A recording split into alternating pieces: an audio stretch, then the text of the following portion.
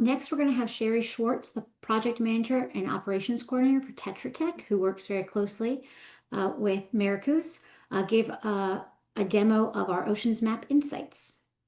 Great. Thank you. Thank you, Jana. Hi, everyone. I'm Sheri Schwartz, and I work at the TetraTech Ocean Science.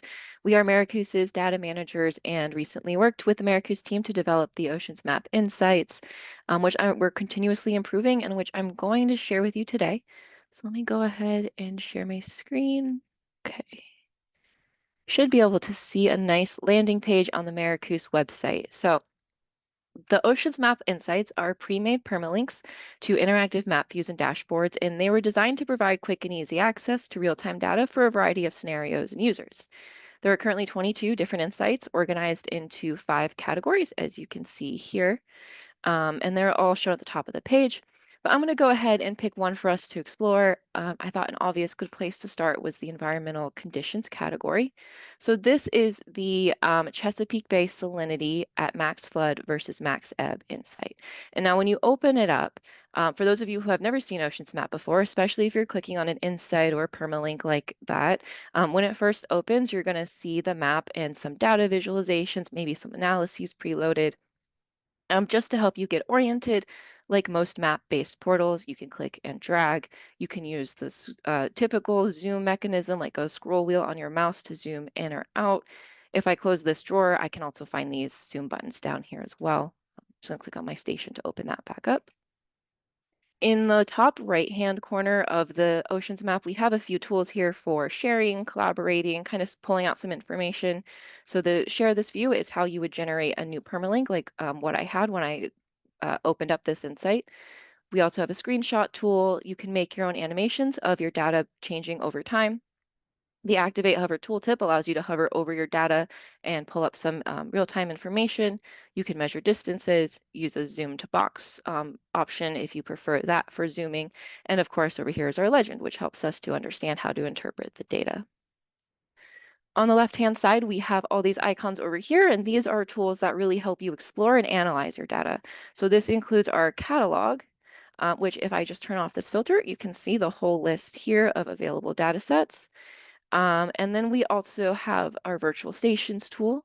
We have a weather window planning tool, validation statistics. You can create your own custom layers on OceansMap, draw your own shapes or lines. You can change up that base map. I'm going to talk about compare mode in just a minute because that's what we're looking at right here with this insight. We also have our list of insights in the tool within OceansMap and a feedback form. So especially after this call, if you have any questions, feedback, if you ever need help finding access to data, anything like that, please don't hesitate to fill out this form. An email will be sent to me and to the MARACOOS team as well, and someone will get back to you as soon as we can. All right, so let's dive into this specific insight just a little. So like I said, we're looking at using the compare mode tool in this one. And so I did need to open up my compare mode sidebar here just to really understand what I'm looking at. And first we see these kind of icons next to each of the data layers. So we have our MARACOOS CBEF salinity layer. We also have our NOAA CBOFS water level layer.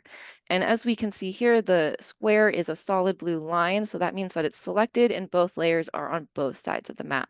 We could set one layer to the left if we clicked this icon, one layer to the right if we clicked this one. But for now, we're keeping them on both. So what is it we're actually comparing between the two different sides? It's actually different times. So for this insight, we wanted to kind of look at kind of the high water level and the low water level at a specific station, and how does that change the salinity at that location. So on the left side of the map, I have this set to show data from 7:18 at 2 p.m. Eastern Time. On the right side, which is what we see here right now, we're looking at time from 9 p.m. Eastern. So we can kind of see this time is also reflected by the map time dash line on our time series plot. And if I just click this slider and drag it to the right, now my data is, I'm looking at it, it's on the left side of the map. So we're back at that 2 p.m., which is more of that high water level time here. We can see not only did this color change to green, which if I open up my legend, I can figure out how to interpret this, but also my value went down to 23 for salinity units. If I move it back, that color changes and we can see the 28.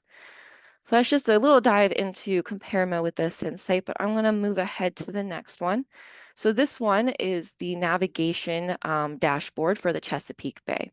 Now, we're actually seeing in here, it is a dashboard format, but we have a mini oceans map kind of embedded in the dashboard here.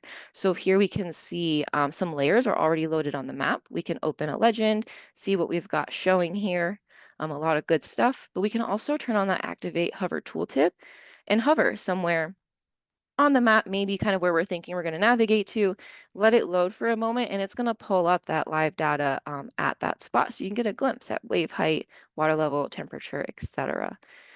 We do also have our CBIBs, NOAA CBIBs buoys out here preloaded, and some virtual stations, and like a channel that we just drew with that custom layers tool for the navigation kind of guidelines. We do also have a table over here. So this is showing real-time data from this Chesapeake Bay Buoys York Spit station, which I put the latitude and longitude just in case you didn't know it was this one right here. The lat long's right there for reference. And then within that table, we have current direction and speed, wave direction and height, and then wind direction and speed as well. I also thought it would be interesting to put the cell signal strength from that buoy here. Might be interesting if you are navigating out, you might be good to know that. I had to look this up, but apparently if it's above negative 85 decibels, it means it's a usable signal. So that's great. Scrolling down, we also have some time series that are kind of forecast predictions of various data sets that would be interesting from either the NWPS, we have NOAA CBOFs, and I think a couple global forecasting system predictions in here as well. So these are covering everything from tides, water temperature, waves, and currents and winds as well. One thing that I do want to mention before I move on is if you come in here, and really the strength of the insights is that they're a great starting point. You can come in here, edit them, change things around, resave that permalink and keep it for yourself. And then that way it's really customized to your needs. So if you came in here and you really love this Oceans Map, but maybe you want to dive into like the full suite of Oceans Map functionality, we could do that by simply clicking this unlock button.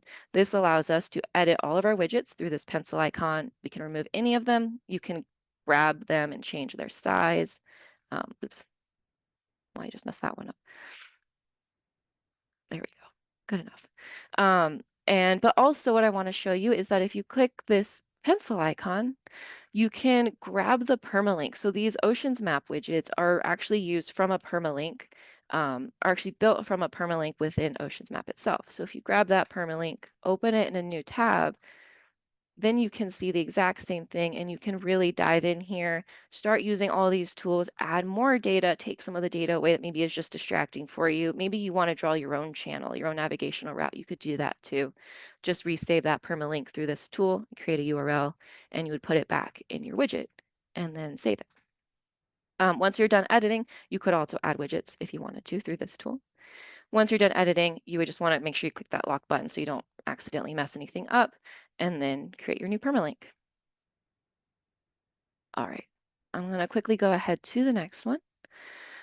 So this one we're looking at another map view, and this is the East Coast Storm Tracking Insight. So here we're really looking at some preloaded data right away that gives a high-level overview of potential storm-related data all along the East Coast. I'm going to open up my legend so that we can start to get our bearings.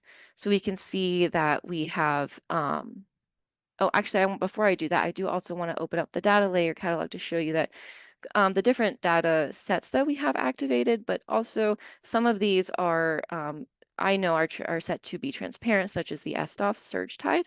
So this one is fully transparent, and what we're actually looking at in this color overlay is the wave height. So that's the one that we see that's fully transparent there.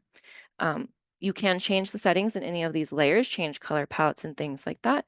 And if you click the info icon, it also pulls up some background information on that data. Sometimes usually there's a data access link as well. Okay. We're also looking at winds on here, which are these barbs that we see. We have gliders loaded, which is great because they're very useful in monitoring, kind of following storm data. And we also have an NHC tropical cyclones active storms layer. When there's an active storm from the Hurricane Center, it will appear with the cone on Oceans Map with this layer, but right now there's nothing out there, so we don't see anything.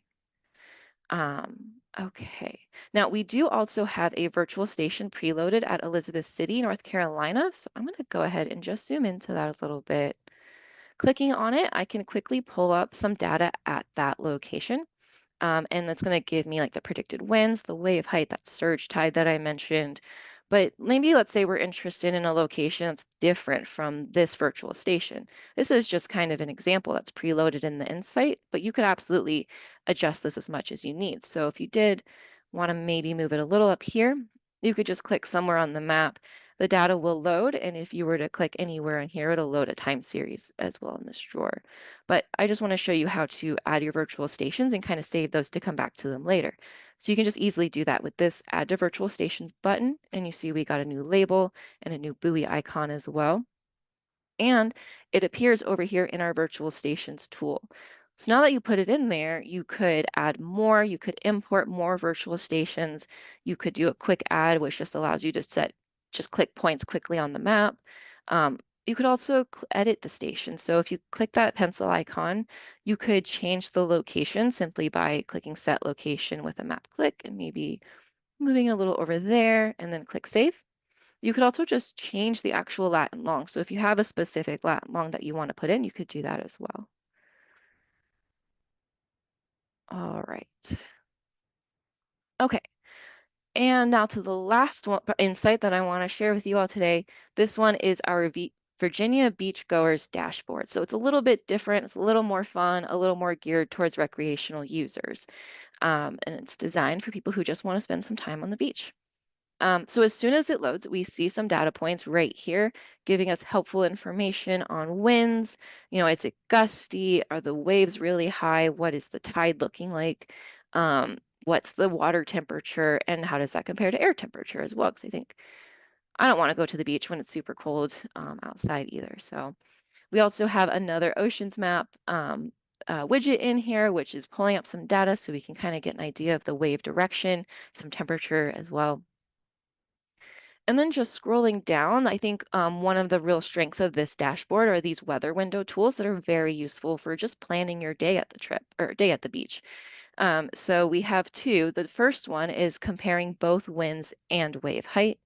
And it's going to show green basically when when winds are above 7 knots and it's green when winds are below 7 knots and waves are below 3 feet. Red when waves are above 7 feet and winds are above 30 knots, and yellow if it's in between. So we can see at the times where conditions are ideal, and green at the times when conditions are ideal, and yellow when there may be a little iffy. We may not want to plan to go to the trip or go to the beach at that time. But we don't see any red, which is good. The second one here is showing us water temperature. This one may seem a little bit counterintuitive for our traffic light kind of weather window planning. They're green, red, and yellow. Usually red in temperature plots would mean warm, but in this case, it means it's too cold because the weather window planning tool is really a decision-making tool, like a go, no-go kind of tool. So really green is going to show up when water temperature is above 60 degrees Fahrenheit. Green means go, it's a lovely day at the beach, go ahead and go out there. Red means maybe it's a little too cold, you might not want to go today. And then beneath those graphs, we also have a time series plot kind of showing that water temperature as it's modeled and how that compares to the observations. We have a profile plot of the water temperature as well, in case you like to dive. And some wave height predictions and wind predictions in rose plots as well. All right, I know that was a bit of a whirlwind, but I think that's about all the time we have today. Like I said, please don't hesitate to use that feedback form if you have any suggestions or questions after today. We'd love to hear from this group. And if you are curious about learning more about how to use any of these tools or really dive into them, especially because I didn't have enough time to cover everything, there are some helpful tools that MARACOOS has on or tutorials that MARACOOS has on their YouTube. So definitely check those out. You can visit their YouTube channel directly, or if you just open up a tool either on the OceansMap dashboard or map view, anytime you open a tool, you'll see at the top this info button, and the tutorial videos are also embedded in here. So you could read the little description and watch those videos and kind of get an overview. But like I mentioned, if you do ever have any questions, don't hesitate to reach out.